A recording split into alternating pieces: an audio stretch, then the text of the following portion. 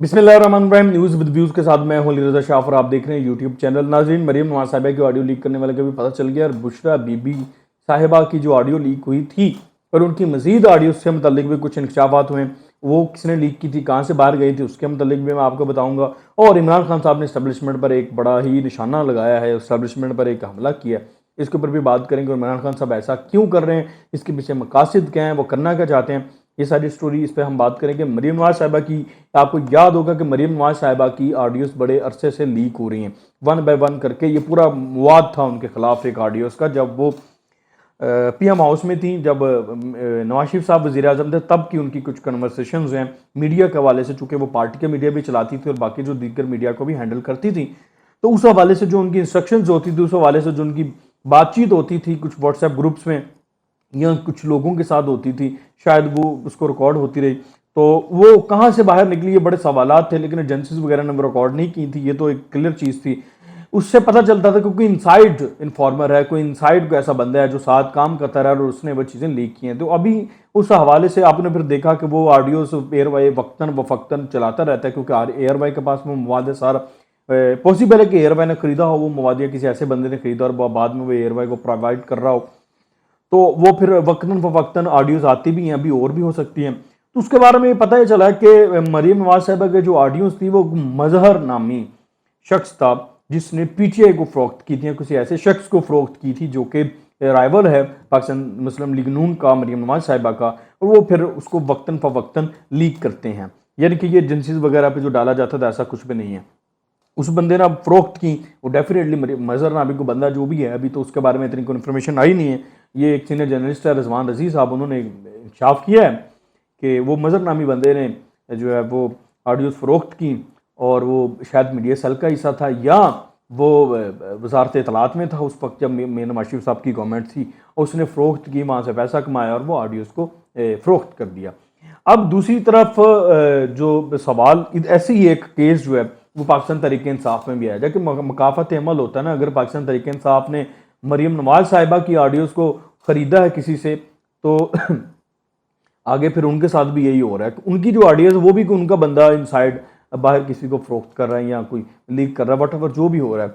अब उसके मुतालिक भी रिजवान रज़ी साहब ने ही ट्वीट किया है कि इतलात हैं कि डॉक्टर अरसलान जो कि हेड हैं पाकिस्तान तहरीक इंसाफ सोशल मीडिया के, फोकल पर्सन इमरान खान साहब के, उन्होंने जो है वो उनकी वीडियोज़ फराहम की हैं बाहर किसी को, और फिर वो वहाँ से लीक हो रही हैं। और वो आपने देखा है कि डॉक्टर असलान की ऑडियो में उनकी ऑडियो नहीं है, उनके जवाब बहुत शॉर्ट हैं, जी कर रहे हैं, जी जी एक्चुअली, जी बिल्कुल, अब्सोल्युटली, इस तरह के 3-4 जो है वो इंसर्शन है उनकी, मतलब इतने इससे ज़्यादा उनके कोई जवाबात नहीं है उसमें, यानी कि उनकी जो कन्वर्सेशन है उसको काटा गया है। तो अगर ये काटा गया है तो उसका मतलब है कि डॉक्टर असलान को किसी ने फेवर दी है, या तो डॉक्टर असलान साहब ने मुबैना तौर पर खुद फेवर लिया अपने आप को, वो काट के आगे किसी को दी है, या फिर जिसको दी है वो हुई डॉक्टर असलान साहब का बड़ा वेल विशर है कि उसने डॉक्टर असलान की सारी टॉक ही उसमें से काट दी।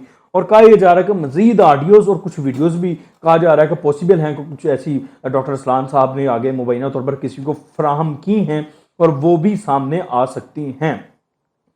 अच्छा, इस पे एक और खदशे का भी इज़हार किया जा रहा है। खदशा का ये इज़हार किया जा रहा है कि डॉक्टर असलान साहब खुद ही इन चीज़ों को रिकॉर्ड करते रहे हैं, बुशरा बीबी वगैरह के साथ, किसी और के साथ भी। तो फिर बाद में जब हुआ यूं कि रिकॉर्ड तो करते रहे, उनकी मेमोरी में था मोबाइल की। तो याद होगा कि आपको जब ये गवर्नमेंट गई थी, जैसे ही गवर्नमेंट ख़त्म हुई, और उस वक्त डॉक्टर असलान जो कि फोकल पर्सन है इमरान खान साहब के, उनके घर पर छापा पड़ा था FIA वगैरह का, इसी सोशल मीडिया के हवाले से, कुछ केसेस के हवाले से जब छापा पड़ा था। तो फिर उस दौरान उनका मोबाइल वगैरह जो है वो उनके हिरासत में था, उनके मोबाइल का पूरा फ्रॉन्जिक करवाया गया था। तो कहा यह भी जा रहा है कि उस दौरान जब इनका मोबाइल का फ्रॉन्जिक कराया गया, उस फ्रॉन्जिक के दौरान वो जो ऑडियोज़ हैं, वो जो कन्वर्सेशन हैं डॉक्टर असलान के साथ मुख्तलिफ, जैसे कि बुशरा बीबी वगैरह की और बाकी और लोगों की हैं, वो वहाँ से रिकॉर्ड उनको मवाद ये उनके मोबाइल से मिला है। यानी कि इंटेंशनली डॉक्टर असलान इन चीज़ों को रिकॉर्ड करते रहे, डेफिनेटली किसी इंटेंशन के लिए करते रहे होंगे ना, लेकिन वो एजेंसियों के हाथ में लग गया या FIA वगैरह या बाकी किसी के हाथ में लग गया। अब वो वहाँ से भी खदशे का इज़हार किया जा रहा है कि वहाँ से यहाँ तो लीक की जा रही है, यहाँ वो खुद किसी को फराहम कर रहे हैं।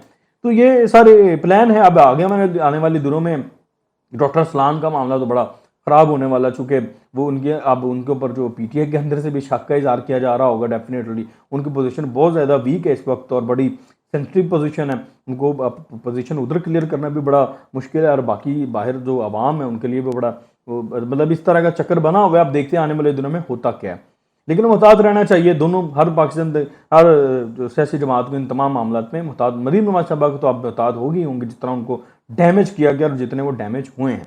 अच्छा जी, दूसरे जो सबसे इंपॉर्टेंट खबर है वो ये है कि इमरान खान साहब ने एक ट्वीट किया सुबह। उन्होंने इस ट्वीट में पहली दफ़ा उन्होंने एस्टेब्लिशमेंट का नाम लिया। पहले वो न्यूट्रल्स का नाम लेते थे, यानी कि दरमियाना रास्ता अख्तियार करते थे ताकि आवाम में कोई तासर ऐसा भी ना जाए कि वो फ़ौज पे बराह रास्त हमला कर रहे हैं, फ़ौज पे बराह रास्त कोई तनकीद कर रहे हैं। तो उन्होंने पहली दफ़ा एस्टेब्लिशमेंट का खुलेआम नाम लिया है। उन्होंने ट्वीट किया, उन्होंने कहा जी इस्टेब्लिशमेंट और पीडीएम जमातें जो इस वक्त रूल कर रही हैं ये नहीं चाहते कि फ्री एंड फेयर इलेक्शन हों। इन्होंने ये डायरेक्ट इल्ज़ाम लगा दिया है एस्टेब्लिशमेंट पर, यानी कि उन्होंने ये कहने की कोशिश की है, तासुर देने की कोशिश की है कि पीडीएम का और एस्टेब्लिशमेंट का इस वक्त गठजोड़ चल रहा है और ये गठजोड़ चाहता नहीं है कि इलेक्शन जो है वो मुनसफाना हो, शफाफ हो। और ये एक बहुत बड़ा इल्ज़ाम है इमरान खान साहब की तरफ से एक पंजाब के ज़िमनी इलेक्शन से पहले। तो ये यानी कि इमरान खान साहब को पता चल गया है कि उनकी जो शिकस्त होने वाली है, तो उस हवाले से वो पहले से एक ग्राउंड बनाने की कोशिश कर रहे हैं।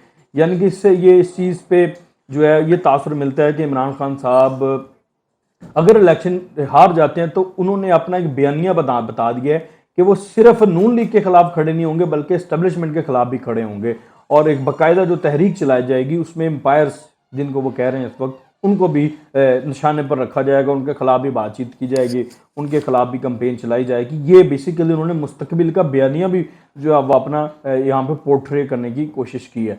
दूसरी तरफ जो पंजाब की जो एजेंसीज हैं, जो स्पेशल ब्रांच है और बाकी जो एजेंसीज हैं, उन्होंने रिपोर्ट जो दी है वो यही दी जा रही है कि जो नून लीग है उनकी जो है विन विन की पोजीशन है इस वक्त, पीडीएम की जमातों की विन विन की पोजीशन है। शायद ये रिपोर्ट भी इमरान खान साहब तक पहुंच चुकी है, तो वो इसलिए भी जो है वो अब बराह रास्त एस्टेब्लिशमेंट का नाम लेना शुरू कर दिया उन्होंने। तो इससे बहरहाल उनके जो आइंदा का जो बयानिया है और आइंदा का जो लाएहमल है वो भी पता चल रहा है। और लग ये रहा है कि अगर वो इलेक्शन लूज कर जाते हैं ज़िमनी इंतखाबात पंजाब के, तो उसके बाद की जो पोजीशन है वो बिल्कुल मुख्तलिफ होगी। यानी कि एक बिल्कुल नया बयानिया मिलेगा आपको, उसमें न्यूट्रल्स वगैरह का नाम नहीं लिया जाएगा, बल्कि मुझे लगता है कि बराह रास्त फिर नाम पुकारे जाएंगे, लोगों के नाम लिए जाएंगे जिन किरदारों का पहले भी एक आध नाम ले लिए उन्होंने मुबैना तौर पर, जिन पर इल्ज़ाम लगाए उन्होंने। फिर उसके बाद शायद इस्टेब्लिशमेंट को बराह रास्त जो है वो एक फ्रीक बना करके जलसे जुलूसों में और कंपेन का आगाज़ किया जाए।